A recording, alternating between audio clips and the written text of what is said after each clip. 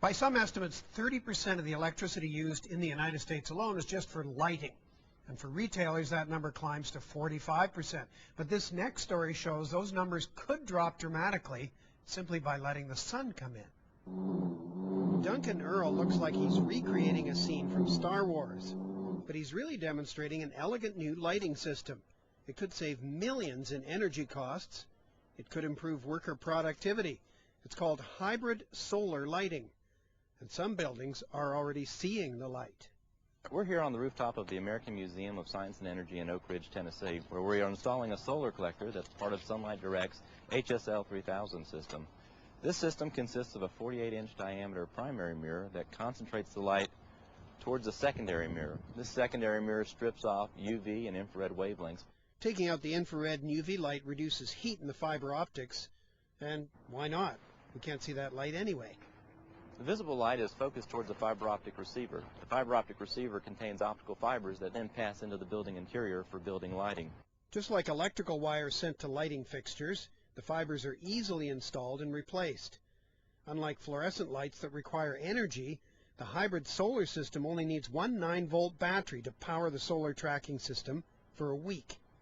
The solar tracker mechanism consists of two motors that are controlled by a GPS microprocessor. The GPS microprocessor can calculate the exact location of the sun to within 0.1 degree. And that makes the lights shine bright. To give you an idea of how much light is emitted by these optical fibers, just 2 of these fibers produce enough light to be equivalent to a 60-watt light bulb. And there's 127 of those optical fibers in our bundle. Scratches on this rod help distribute the light, but what if it's cloudy or rainy outside? Well, that's where the hybrid comes in. The lighting fixtures blend the sunlight with the artificial lamps from fluorescent or incandescent lamps to create a hybrid luminaire.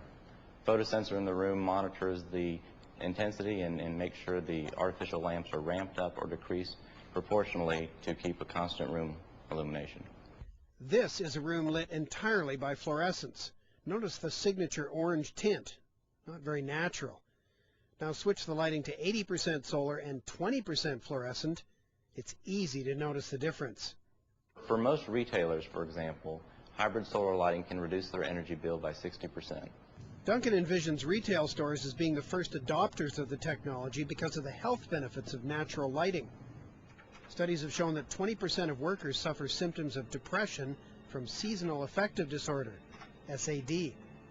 What's more, retail stores with natural lighting sold 40% more merchandise than stores with artificial light. There have been a number of studies that have shown biological rhythms, like circadian rhythms, are key to having successful and productive employees. So bringing in the natural light that helps regulate these biological processes is an important component. The technology has so impressed researchers at Oak Ridge National Lab that they're looking at other applications, like tapping the ultraviolet light energy and more. We're looking at hot water heating as an exciting new opportunity for our system. We're looking at IR heating and hydrogen production. But there is one limitation to the technology. The major limitation with hybrid solar lighting is currently the optical fibers. The plastic optical fibers are very low cost, but they're also very low transmittance, which means we can only run between 30 and 50 feet from the solar collector. But neither Duncan nor Melissa see that as a problem. They expect to focus on the top and main floors of a building. The potential energy savings and CO2 reductions for utilizing hybrid solar lighting systems just in the Sunbelt region of the U.S. is approximately 20 billion kilowatt hours per year and 1.5 million metric tons of CO2 reduction per year. That's equivalent to powering New York City for 5 months.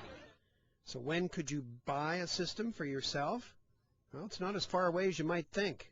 Our goal is in 2007, early 2007, to launch a hybrid solar lighting product that costs less than $10,000. And that price should come down considerably as volume increases. A system like that would light about 1,000 square feet and would be designed to last 20 years. But for Duncan, the greatest benefit is making our workspaces as natural and as human as possible. When you come in the morning and you're tired, and you've got your coffee in your hand and you're not quite awake, you like seeing the reddish glow that was the same type light as outside. And then as you start working throughout the day and that turns to a whitish color and you wake up, sort of the sunlight and yourself wake up together.